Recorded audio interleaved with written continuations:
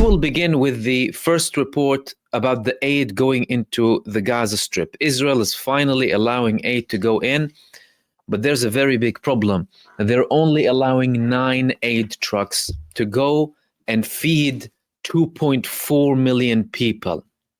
Now, for those of you who understand the situation in Gaza, Gaza needs 500 to 600 aid trucks a day on a normal day. That's without any starvation or any problems.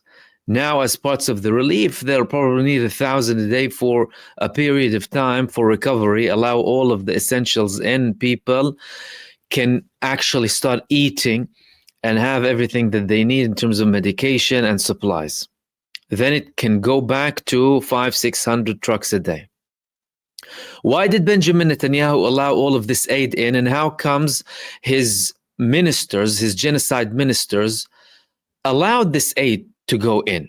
Especially people like Bezalel Smotrich, who said just a few weeks back, we won't allow 1 grain of wheat into the Gaza Strip to go into Hamas. Well, Netanyahu, he made a statement. He said, it's because it's approaching the red line. It's approaching the red line and we have to allow aid in. We don't want people to starve. The European countries told us we'll continue to support you and arm you and everything that you need and give you impunity. You can continue everything. But please don't let the people die of hunger. Therefore, they allowed 9 aid trucks. Now, was there pressure coming from countries? Well, of course, external pressures contributed to all of this. And the Israeli foreign minister, he confirmed that external aid was the main motive behind Israel allowing aid to go into the Gaza Strip. He said that countries outright threatened Israel with sanctions. Gideon Saar said some European countries threatened us with sanctions. Therefore, we had to allow aid to go inside the Gaza Strip. Benjamin Netanyahu started to allow the aid to go in. Smotrich said it's fine because it's only for the people not to die, because they won't allow us to starve people to death. European countries won't allow us to starve people to death. So we got in 9 aid trucks inside. Now, how is that going to affect the situation in Gaza? It's not going to do anything to the people. 9 aid trucks isn't going to do anything for the people of Gaza. You're talking about a population that has been starving for a very long time, and they need hundreds, if not thousands, of trucks in the initial phase. Israel, simultaneously with all of this aid, is conducting again barbaric genocidal attacks in the Gaza Strip, killing 500 people in 3 days in multiple parts of Gaza. Who are they killing? Innocent civilians, as usual. They had a failed operation in Khan Yunis a couple of days ago. They tried to kidnap one figure from the Popular Resistance Committees and their armed group, the Brigades of Salah ad-Din. He combated them and they eventually assassinated him. Now, there were also other attacks coming from Al-Qassam brigades against 3 Israeli forces inside of the Gaza Strip, using 2 explosive devices and 1 tandem missile against them. Israel confirmed that one of its terrorists in Gaza was also killed in the 401 brigade in the Gaza Strip.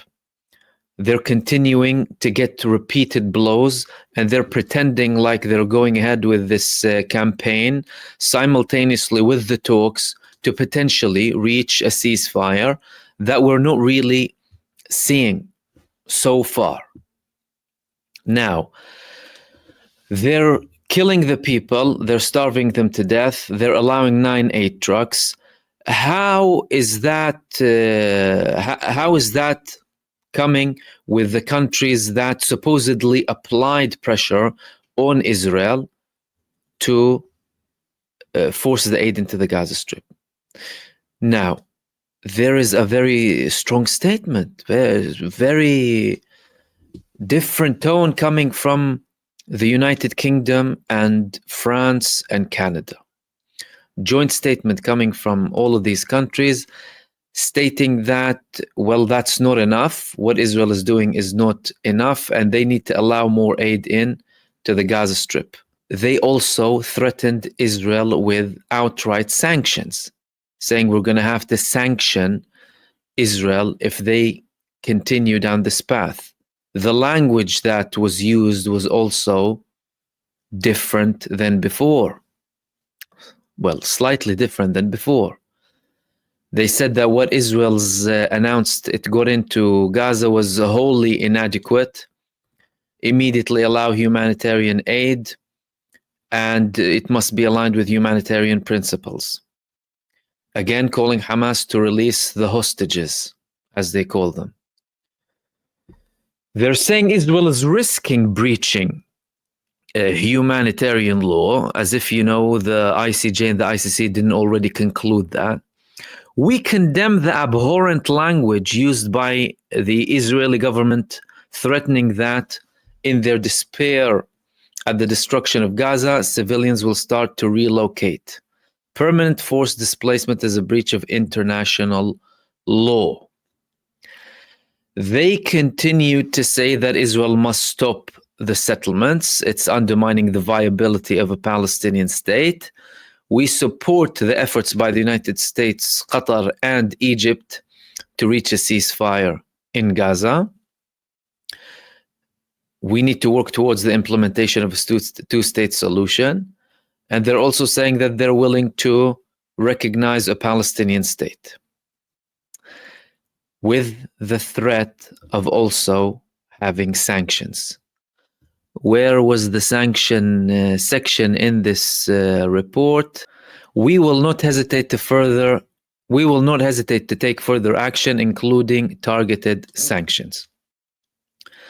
So what does this tell us about the position coming from European countries, the United Kingdom, and Canada and France? Well, it's quite symbolic.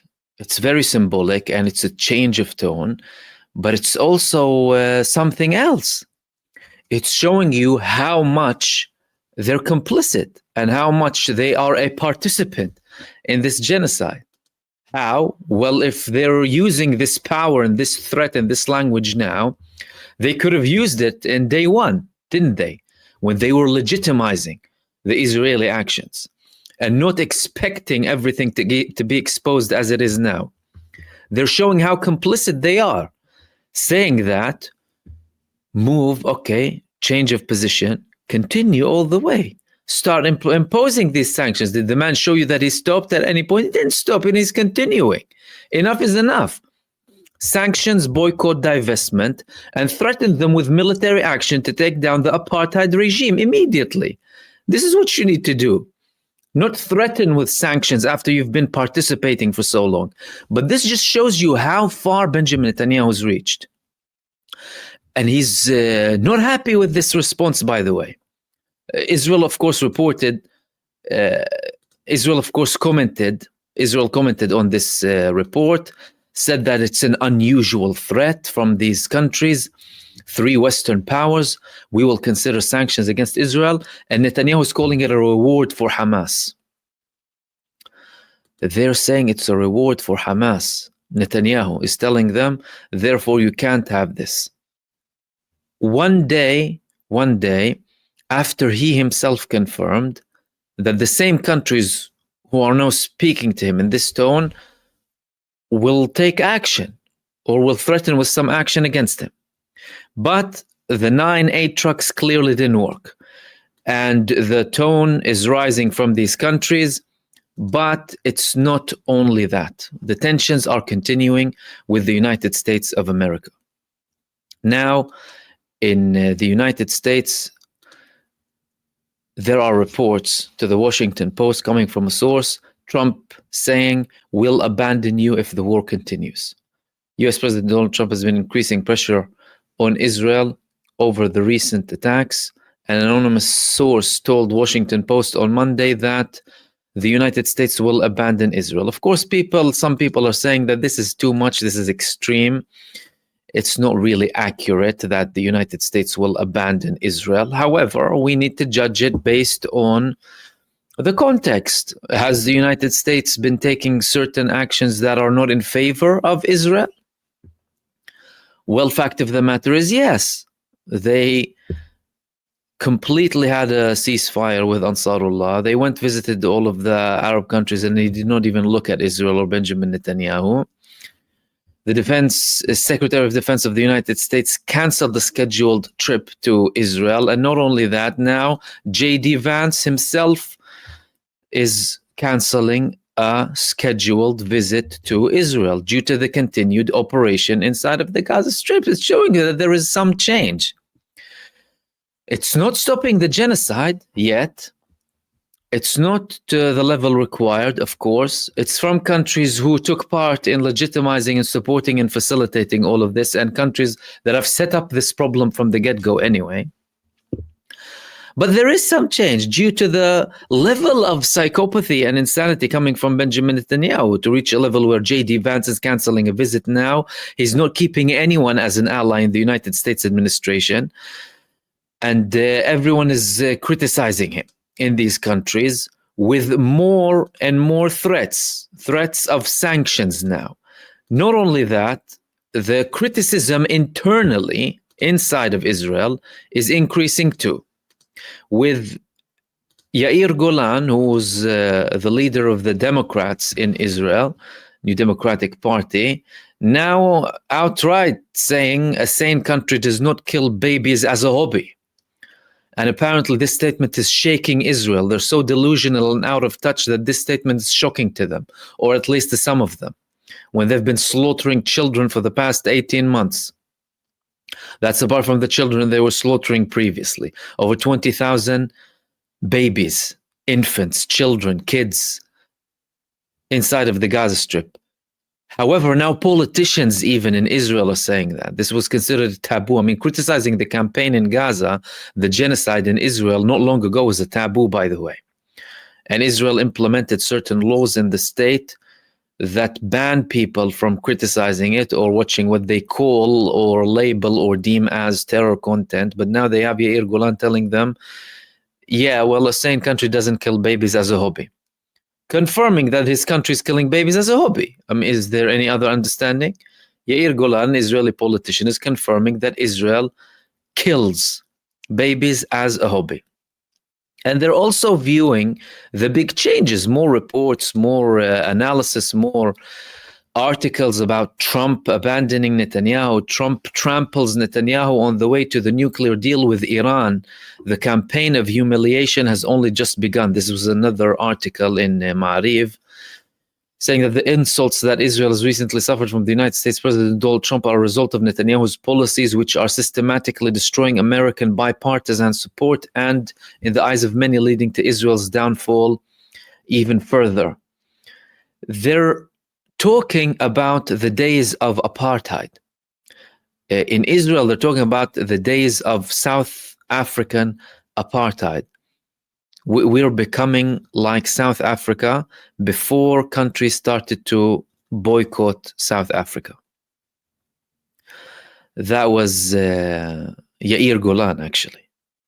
Said Israel is on the way of becoming a designated state among the nations, the South Africa of old, if it does not return to be run as a sane state. I mean, that's arguable here, but you get the point.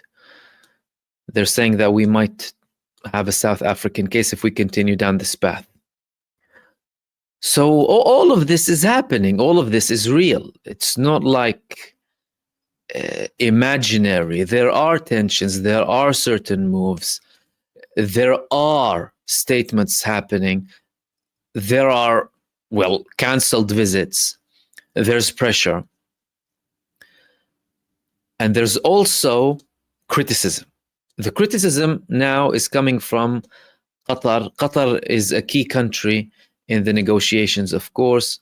Qatar has been mediating for a very long time, and the leaders of the Palestinian movements are in Qatar. Now, one of the main Qatari figures in the negotiations.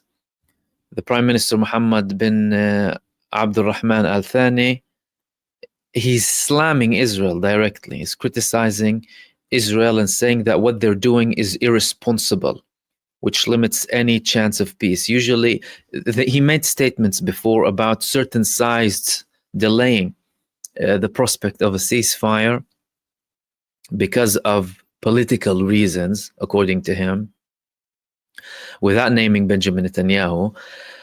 But now he's outright saying that at a very sensitive period, when this condemnation is coming from European countries, and when they are also applying pressure on Israel. So does that mean that that's it? No more negotiations, and now we need to take action? Someone needs to take action?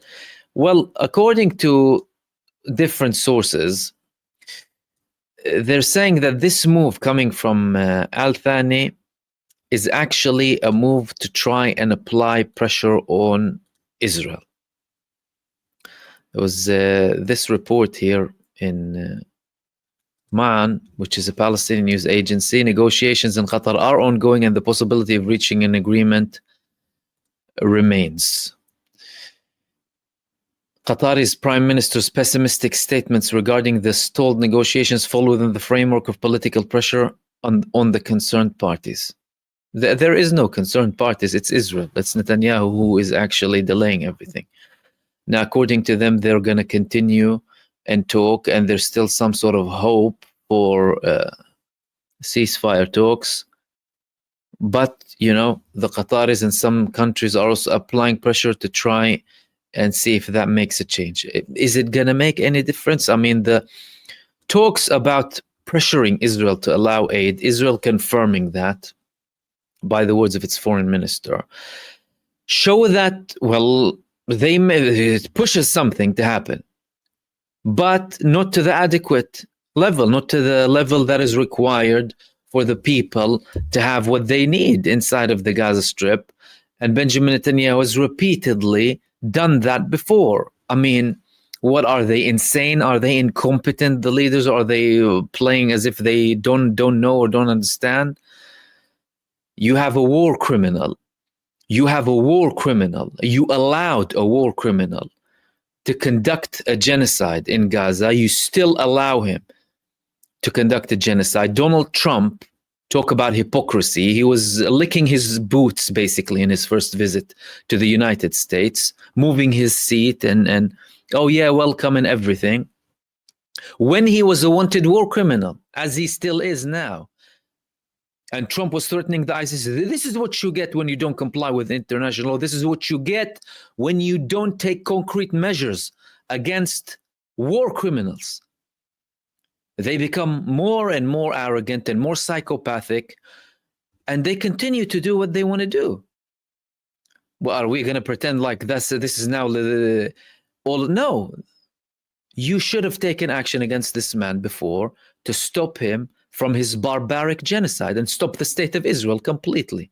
Dismantle apartheid in Israel. That's it. This is what you need to do. Don't talk to him about a Palestinian state here and there and two state. Dismantle the country, dismantle apartheid, Zionism, make it illegal, and then implement a one-state solution, simple, with equal human rights. It's very, very straightforward, but they like to make it appear as if it's too complicated. And oh, it's too complicated, it's difficult. No, it's not difficult to understand. It's not complicated. It's the most straightforward conflict on earth. You have a country ruling with religious and ethnic supremacy through terror and expulsion and genocide. And you have people who have been oppressed for the past century. Very simple.